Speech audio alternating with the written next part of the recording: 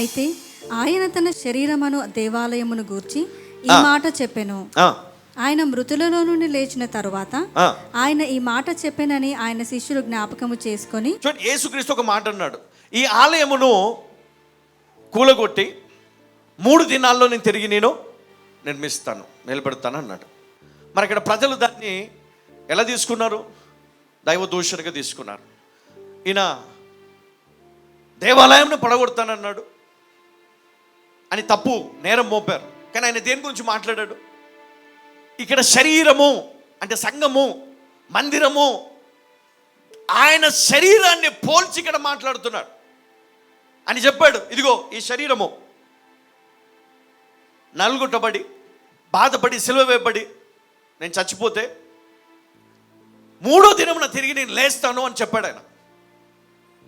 ఆయన చెప్పినట్లు లేచాడు. కానీ ఈ ప్రజలకు జ్ఞానము లేదు కదా, బుద్ధి లేదు కదా, అందుకని వారు అర్థం చేసుకోలేదు. వాళ్ళ తలంపులు వేరు, దేవుని తలంపులు వేరు. కాబట్టి కొన్నిసార్లు మనకొచ్చే శ్రమలు, మనకొచ్చే సమస్యలు, వాటిపైన దృష్టి పెడతాం కానీ దేవుని ఉద్దేశాన్ని గమనించం. కొన్ని సమస్యలు వస్తాయి, ఎందుకు వస్తాయి తెలుసా? నీ ఆలోచన మార్చడానికి. కొన్ని వేదనలు వస్తాయి, నీ పాపము, నువ్వు చేస్తున్న పాపము, నువ్వు వెళ్తున్న మార్గం నుండి నిన్ను తప్పించడానికి, నీ మైండ్ని డైవర్ట్ చేయడానికి దేవుడు తీసుకొస్తాడు. అయినా నీకు అర్థం కాదు. ఇవి ఎందుకు వచ్చాయి? 2 ట్యాబ్లెట్లు వేసుకొని, అది వేసుకొని, ఇది వేసుకొని మళ్ళీ పోతావు, మళ్ళీ అడ్డం పడతావు, మళ్ళీ పోతావు, మళ్ళీ అడ్డం పడతావు, లాస్ట్కి వస్తావు అక్కడ. ఎందుకు ఇట్లా చెప్తున్నాం కఠినంగా అంటే, ఎంత చెప్పినా కొంతమంది వినరు. అయ్యా తాగకు, చచ్చిపోతావు, తాగకు, వద్దు అని చెప్తే వినలే. కొంతమంది భార్యలు ఉంటారు, కష్టాలు భరించలేక, ఇబ్బందులు భరించలేక చచ్చిపోతారు. ఇంకా కొంతమంది ఉన్నారు, వదిలేసి వెళ్ళిపోతారు, ఇంకో పెళ్లి చేసుకుంటారు. మరి దేవుడు ఏమంటున్నాడు? జ్ఞానం తెచ్చుకోండి కదా, జ్ఞానం కావాలా. ఆయన ఏమంటున్నాడు? మీరు ఆయన శరీరమై ఉన్నారు, ఆయన శరీరములో అవయములై ఉన్నారు. కాబట్టి క్రీస్తు వలె మిమ్మును మీరు మార్చుకోవాల, వినయముతో, నీతి కలిగి మీ శరీరములను దేవునికి అప్పగించినట్లయితే ఆయన సంఘములో నాటబడిన వ్యక్తులంగా మనం ఉండాలి. చూడండి, ఈరోజు ఇంతమంది ఇక్కడ కూర్చున్నాం, మనమంతా ఎవరము అంటే ఒక సంఘము అని పిలువబడతాం కదా. యేసు క్రీస్తు యొక్క శరీరము. అందరు ఎట్లా ఉండాలమ్మా? ఆయన శరీరంలో అందరూ ఒకేలాగా ఉండాలి. యేసయ్యలాగా ఉండాలి, యేసయ్య మనసు కలిగి ఉండాలి. ఆయన లాంటి తగ్గింపు, క్షమించే గుణము, అర్థము చేసుకునే గుణము, సహాయం చేసే గుణము, స్వస్థపరిచే గుణము, బలపరిచే గుణము మనకు ఉండాలి. ఆ విధంగా మనం మారిన నాడే తండ్రి అయిన దేవుడు మనల్ని ఏం చేస్తాడు? మహిమతో నింపుతాడు. హల్లెలూయా.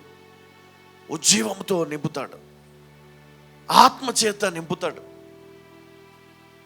కదా. తన కుమారుడు మరి చనిపోయి 3 దినములు ఆ సమాధిలో ఉన్నప్పుడు 3వ దినమున తండ్రి అయిన దేవుని శక్తితో ఆయన కుమారుని లేపాడు. మరి అదేవిధంగా దేవుడు నిన్ను కూడా మరి ఆయన శక్తితో నింపుతాడు దేవుడు. హల్లెలూయా. ఈ లోకమును అన్నిటిని జయించే జ్ఞానము దేవుడు ఇస్తాడు. ఈ లోకమును అన్నిటిని జయించే జ్ఞానము దేవుడు ఇస్తాడు. కాబట్టి నువ్వు జ్ఞాపకం చేసుకోవాలి ఏంటంటే, నువ్వు దేవుని శరీరములో ఒక అవయములాగా అమర్చబడి నువ్వు ఎలా ఉండాలా? ఆ శరీరంలోనికి మారిపోవాలి. సాక్రమెంట్ తీసుకుంటాం కదా, ప్రతి సాక్రమెంట్ డే అంటే నెలలో ఒకసారి తీసుకుంటాం మనం, ఫస్ట్ సండే తీసుకున్నప్పుడు మనం రొట్టె ద్రాక్షరసం తీసుకొని వెళ్ళిపోతాం. ఎంతమంది నమ్ముతున్నారు నేను సాక్రమెంట్ తీసుకున్న ప్రతిసారి క్రీస్తు శరీరములోనికి నేను మార్చబడుతున్నానని? ఎంతమంది నమ్ముతున్నారు? ఇంకా చాలామంది నమ్మట్లేదు. నమ్మిన వారు కొంతమంది అవిధేయత కలిగి ఉంటున్నారు.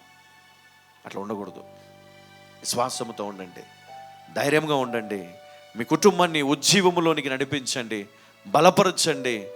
విశ్వాసము లేకుండా ఎవ్వరు కూడా దేవునికి ఇష్టలై ఉండలేము. కాబట్టి సంఘమందరూ కూడా మరి ఈ విషయాన్ని గమనించాలి. కాబట్టి మరి ఆయన ఆలయము సంఘము, ఆ సంఘము జీవం గల దేవుని శరీరము, యేసుక్రీస్తు యొక్క శరీరము. తర్వాత 1 కొరింథీ 3:10లో మరి ఇక్కడ ఒక మాట ఉంటుంది, మానవ హృదయము కూడా మరి సంఘానికి సాదృశ్యముగా ఇక్కడ జ్ఞాపకము చేస్తూ ఉన్నాడు. నీ హృదయం అంటే నీ హృదయము దేవునికి జీవము గల దేవునికి ఆలయము. నీ శరీరం, నీ హృదయము, నీ హృదయం అనే తలుపునొద్ద నిలుచుని ఆయన తట్టుచున్నాడు కదా లోనికి రావాలని. నువ్వు ఆయన లోపలికి పిలిస్తేనే కదా నీ జీవితం మారేది. నువ్వు తప్పు చేసినప్పుడు అయ్యా నువ్వు కొంచెం బయటికి వెళ్ళు, నీకు కష్టం వచ్చినప్పుడు అయ్యా నా జీవితంలోనికి రా. ఇది మన యొక్క జీవితం. కానీ ఈరోజు నేను జ్ఞాపకం చేస్తున్నా, నువ్వు ఎవరైనా సరే దేవుడు లేకుండా నువ్వు ముందుకెళ్ళలేవు. ఆయన నీతో ఉండాలి, నీలో ఉండాలి. ఎప్పుడైతే ఆయన నీలో ఉంటే నువ్వు ఫలిస్తావు. ఎంతమంది నమ్ముతున్నారు? ఫలించే ద్రాక్షవల్లిగా కదా ఉండాలని దేవుడు కోరుకుంటున్నాడు. మరి 91 దావీదు కీర్తన ప్రకారము, 128 దావీదు కీర్తన ప్రకారము దేవుడు మిమ్ములను దీవించును గాక, బలపరుచును గాక, దేవుడు మీకు తోడై ఉండును గాక. ఎంతమంది ఈరోజు మరి మీ జీవితంలో ఉన్న చిక్కులు వాటి నుంచి బయటికి రావాలని ఆశపడుతున్నారు? హల్లెలూయా. నజరేయుడైన యేసు క్రీస్తు పరిశుద్ధ నామములో తండ్రి, ఈరోజు ఎందరైతే వారి జీవితంలో సమస్యలతోటి, బాధలతోటి ఇక్కడికి వచ్చారో వారందరి జీవితాల్లో నెమ్మది కలుగునుగాక, సంతోషము కలుగునుగాక, పరిస్థితులు మారునుగాక, పరిస్థితులన్నీ వారికి అనుకూలంగా మారునుగాక. తండ్రి, వారికి ప్రతి ఒక్క పరిస్థితి వారికి అనుకూలంగా మారి వారిని నిన్ను గణపరచుదురుగాక, వారిని నిన్ను మహిమపరచుదురుగాక. వారి శరీరంలో ఉన్న వ్యాధి యేసు నామములో తొలగిపోవునుగాక. అవును, ప్రతిరోజు ఆ మందులు లేకుండా వారు బ్రతకలేరు, ఆరోగ్యంగా ఉండలేరు. కాబట్టి యేసు నామములో నేను ఆజ్ఞాపిస్తున్నాను, యేసు నామములో నేను ఆజ్ఞాపిస్తున్నాను. ఆ టాబ్లెట్స్ అన్నీ కూడా వారి జీవితంలో వారు వాడకుండా వారి రోగము కొట్టివేయబడునుగాక, ఆ రోగము ఆ శరీరం నుంచి వెళ్ళిపోవునుగాక.